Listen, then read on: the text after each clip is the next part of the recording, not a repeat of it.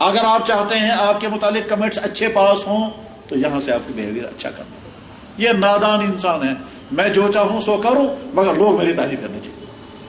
میں جو چاہوں جیسے رہوں مگر لوگ کہنے چاہیے وارے اصل چاہیے. یہ کیسے ہو سکتا ہے؟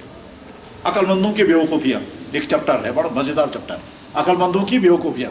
عقل مند کا جائے سے کرم بیوقوفی, اسی میں بہت لمبی فہرست ہوتی ہے. یہ عقل مند انسان یہ کام کر رہا ہے بیوقوفی کا مگر ہے عقل مند. کام کر رہا ہے مگر بیوقوفی کا.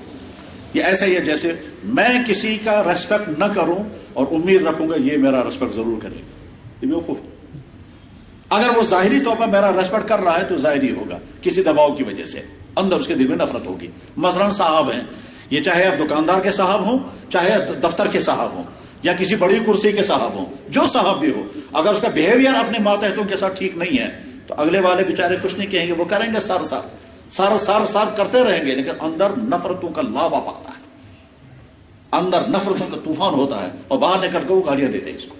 اللہ کے نبی اعظم نے فرمایا ہے یہ یکرم الرجل محبت شرہ, انسان بغاوت شرہ, لوگ دوسروں کا احترام کریں گے اس کے شر سے اپنے آپ کو بچانے کے لیے.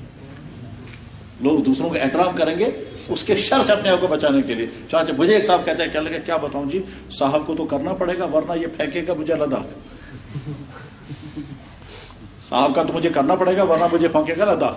یہ مجھ سے کہتا ہے, واقعی یہی ہے.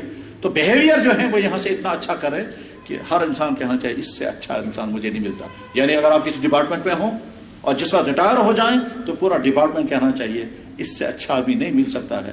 ٹھیک, یہ نہیں کہنا چاہیے بلا گئے دفعہ. اچھا رویہ یہ ہمارا دین یہ کہتا ہے. انسان پیارا بن سکتا ہے اپنے رویوں کی اچھی کی وجہ سے, اور انسان قابل نفرت بن جاتا ہے اپنے برے رویوں کی وجہ سے.